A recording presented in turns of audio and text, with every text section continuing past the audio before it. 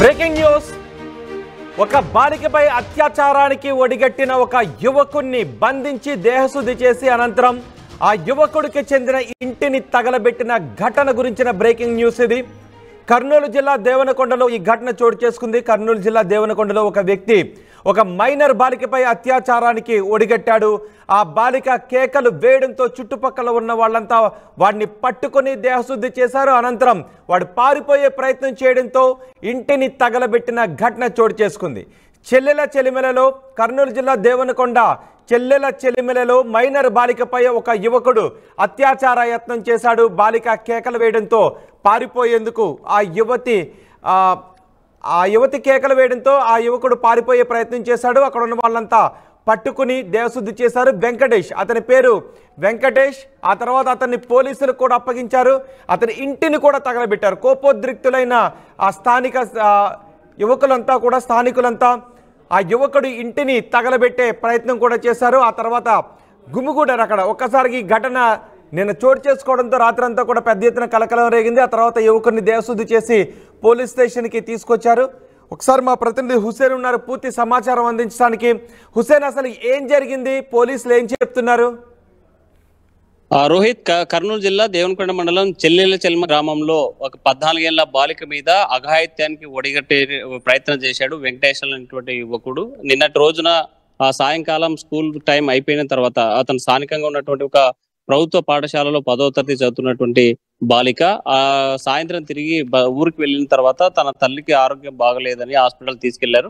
వాళ్ళు వచ్చేలాగా స్థానికంగా ఉన్నటువంటి ఒక గోపాల్ రెడ్డి అనేటువంటి ఇంటి వద్ద పాలు తీసుకొచ్చి ఇంట్లో కాగబెట్టాలనేటువంటి ఉద్దేశంతో వెళ్ళినటువంటి బాలిక తిరిగి వస్తుండగా అక్కడే వీధిలో ఎవరు లేనటువంటి సమయంలో అటుగా వెళ్తున్నటువంటి వెంకటేష్ అనేటువంటి యువకుడు తన చేయి పట్టుకుని తనకు చాలా రోజుల నుంచి నేను గమనిస్తున్నాను, నీ మీద నాకు కోరిక ఉంది, నా కోరిక తీర్చావని బలవంతం చేయబోయాడు. ఆ నేపథ్యంలోనే గట్టిగా కేకలేసినటువంటి ఆ బాలిక పక్కన ఉన్నటువంటి తన పిన్నమ్మ మిగతా సంబంధించినటువంటి బంధువులంతా కూడా సంఘటనా స్థలం చేరుకొని తన దేహశుద్ధి చేసినటువంటి ఘటన వెలుగులోకి వచ్చింది.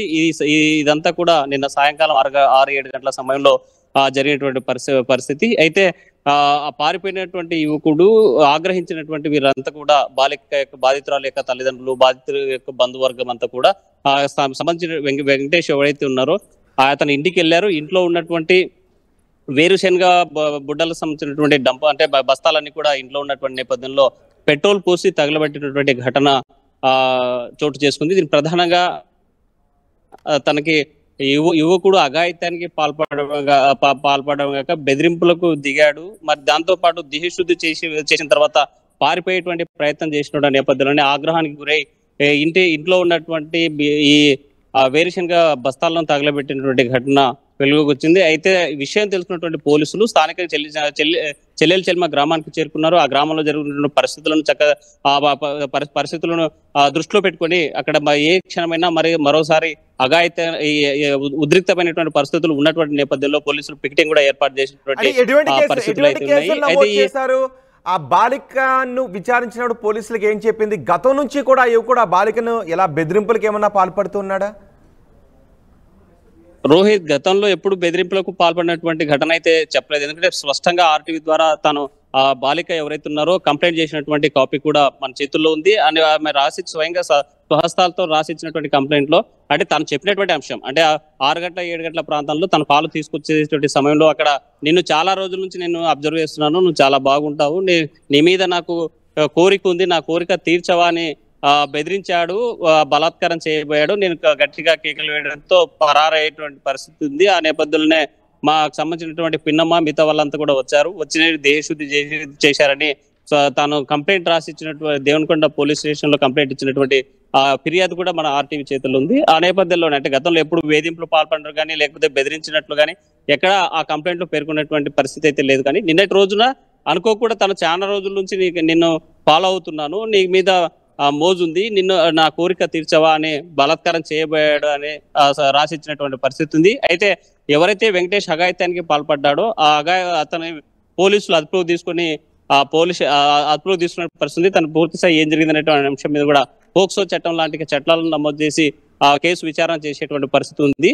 అయితే ప్రధానంగా ఈ గ్రామంలో ఉద్రిక్తమైనటువంటి పరిస్థితులు ఏర్పడడానికి ప్రధానమైన కారణం ఇద్దరు కూడా వేరు వేరు సామాజిక వర్గాలు కావడంతో ఆ సామాజిక వర్గాల ఐక్యత ఏర్పడి మరి ఒకరి మీద ఒకరు దాడులు చేసుకునేటువంటి పరిస్థితి ఉంది అని అంచనా వేసినటువంటి పోలీసులు స్థానికంగా పోలీస్ పికెటింగ్ కూడా ఏర్పాటు చేసినటువంటి పరిస్థితి అయితే కనిపిస్తుంది. ఇలాంటి ఘటనలు చాలా చోట్ల మనం చూస్తున్నట్టు తెలుగు రాష్ట్రాల్లో కావచ్చు, దేశవ్యాప్తంగా కావచ్చు, చాలా ప్రాంతాల్లో మైనర్ బాలికల మీద అదే విధంగా మహిళల మీద అత్యాచారాలు అఘాయిత్యాలు జరుగుతున్నా, చట్టాలు ఎన్ని వస్తున్నా కామాంధులకు మాత్రం వాళ్ళకు ఎలాంటి భయభ్రాంతులకు గురయ్యేటువంటి పరిస్థితి లేదు. కానీ చట్టాలు అన్నాగన్నా లేకపోతే సమాజం అంటే భయం లేకుండా పోతూ ఉండడంతోనే ఇలాంటి సంఘటనలు పునరావృతం అయ్యేటువంటి పరిస్థితి ఉంది.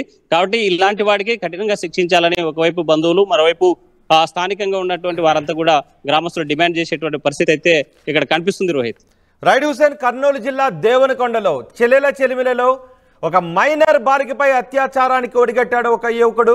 ఆ మైనర్ బాలిక పాల కోసం వెళ్ళి రాత్రి తిరిగి వస్తూ ఉండగా ఒక చోట ఎవరు లేని చోట ఒక సందులో ఆ బాలికను అడ్డగించి నీపై నాకు కోరిక ఉంది అంటూ, కోరికను తీర్చాలి అంటూ ఆ బాలిక చేయి పట్టుకుని లాగి అత్యాచారానికి ప్రయత్నించాడు. కేకలు వేస్తే చంపేస్తాను అని బెదిరించాడు.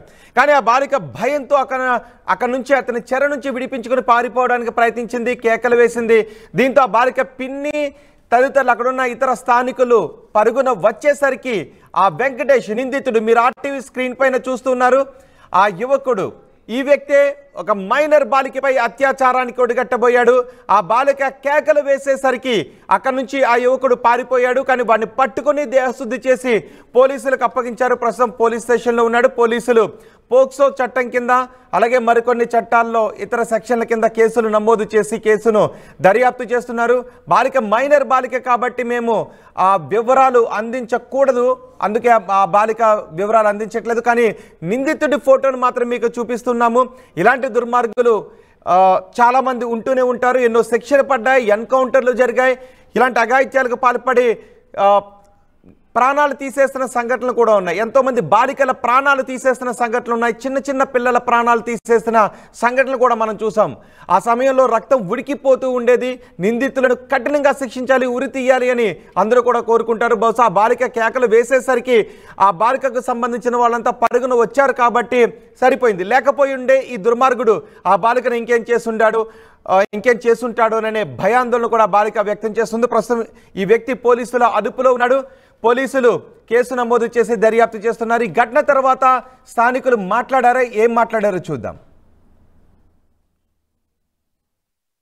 లక్ష్మీదేవి సార్, మేము మళ్ళా ఆడే అంట్లు అంతుంటే మా అక్క కూర్చొని మాట్లాడుకుంటుంటే ఆ పాప పాలకు పోయినది. పాలకు పోయింటే వాడు ఇక్కడి నుండి ఉరుకుతున్నాడు.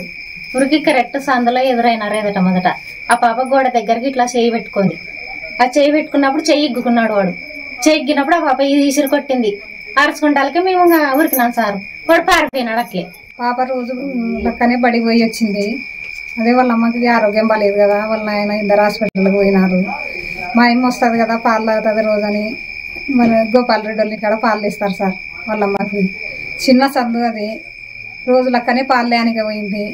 ఆ పిల్లోడు వచ్చి చేయి పట్టుకున్నాడు సార్. ఆ పాప అరిచింది. నేను పోయినా సార్, దేనికొని పారిపోయినాడు. ఇది సార్ జరిగింది. అబ్బాయిది ఈ ఊరే సార్. ఈడు ఇక్కడి నుంచి వాయా ఆ బాబుని చేయి పట్టుకొని ఇట్లా గుంజుకున్నాడు. మనం చూస్తాక వాడు ఇక అట్లనే ఉరికినాడు. నీ పేరమ్మా? భాగ్యమ్మ. అంటే సందులో నుంచి వాడు ఉరుకుంటూ వచ్చినాడు, వాడు పారిపోయినాడా? ఇక్కడి నుంచి పోయినాడు వాడు. అక్కడి నుంచి ఆ పాప వచ్చింది. ఇట్లా చేయి పట్టి గుంజుకున్నాడు ఆ పాపని ఇట్లా పట్టుకునికే. ఆ పాప ఇట్లా ఏడ్చుకుంటా ఇట్లా వచ్చింది. అరుచుకుంటా మనం చూస్తాక వాడు దెంకొని ఉరికినాడు.